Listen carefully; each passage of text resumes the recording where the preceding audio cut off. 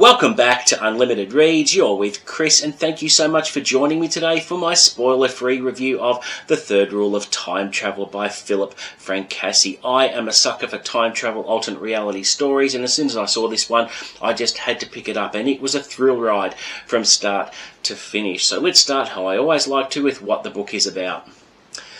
Rule number 1, travel can only occur to a point within your lifetime. Rule 2, you can only travel for 90 seconds. Rule 3, you can only observe. The rules cannot be broken, or can they? Scientist Beth Darlow has discovered the unimaginable. She's built a machine that allows human consciousness to travel back in time, to any point in the traveller's lifetime, and relive moments of that life. An impossible breakthrough, but it's not perfect. The traveller has no way to interact with the past. They can only observe. After Beth's husband, Colson, the co-creator of the machine, dies in a tragic car accident, Beth is left to raise Isabella, their only daughter, and continue the work they started. Mired in grief and threatened by her ruthless CEO, Beth pushes herself to the limit to prove the value of her technology. Then the impossible happens. Simply viewing personal history should not alter the present, but with each new observation she makes, her own timeline begins to warp. As her reality constantly shifts, Beth must solve the puzzle of her past, even if it means forsaking her future. So, the book was fantastic. I'll say right off the bat that it was a 5-star read for me. I got some really, really good Blake Crouch vibes from this one because it reads like one of his books. So I will say from the outset that if you like Blake Crouch's stuff, you are going to love this book. I found the tech very, very interesting. You do have a little bit of technical jargon involving the machine itself, but at the heart of this technology is the human mind, or the human consciousness. That what happens is the machine shoots a laser into the traveller's forehead, and what it does is something really different, and a theory I haven't heard before, is it digitizes the consciousness and sends it through the time-space continuum to whatever point is relevant, or wherever the traveller goes within their own lifetime. So their consciousness possesses a version of their former self. And what's interesting is there's no way of predicting where you get put, or where the destination point is. It seems to be very, very random, but as the book goes on, it turns out that it's not as random as you think. And it's a very, very fascinating theory, because you think about it, the human mind is very mysterious, and, we only use a small fraction of our minds.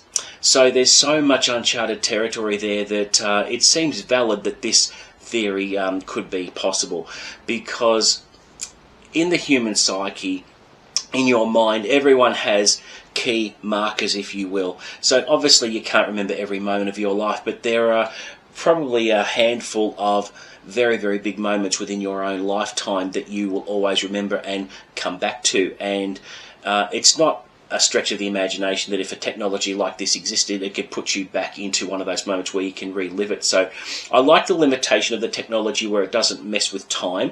You can only observe. However, even though you think you might be just observing a moment in your past life, or in your timeline, it bleeds over into the present, where your reality can shift in very subtle ways, or very major ways, which Beth experiences in this book. So I think the technology and the time travel theory in this one is very, very original.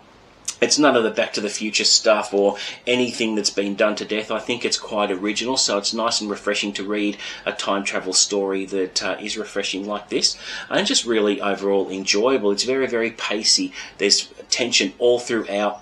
There's a mystery at the heart of the whole thing, and I think Beth's character is very richly drawn. She has she's multi-layered. She has vulnerability. She has strength. How she stands up to the ruthless CEO of the company is very, very good as well. I love that in a character who can stand up for what they believe in.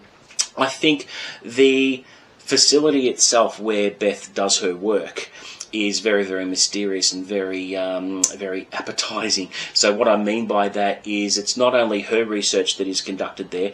There are various sub-levels in the facility which do various branches of research. I think there's a neurotech division, there's something to do with pharmaceuticals as well, creating up all kinds of new drugs and things like that. It's only alluded to, so it feeds your imagination and makes you speculate on what goes on in this building, which is has a really big security element to it as well. So you can't help thinking, what other research is being done there? So it was really intense. There were really big moments in the book. It held my interest from start to finish. I kept turning the pages because I just had to find out what happens. It was just irresistible, and could not put it down, and read as quick as any of Blake Crouch's books. So if you like Blake Crouch, you're going to love this one. If you haven't picked it up yet and you've been on the fence thinking about it, you need to pick it up now, because it's a thoroughly entertaining read, which I have no hesitation in recommending. And again, it is a 5-star read from me, and I absolutely loved it, so much so that it makes me want to go and grab me a copy of Boys in the Valley, which is Philip's other book, which has been raved about on BookTube in recent times. So yeah, must get onto that. But that is it for my spoiler-free review of The Third Rule of Time Travel. Thank you so much for watching. If you like my videos, please consider subscribing. But until the next video, guys, happy reading.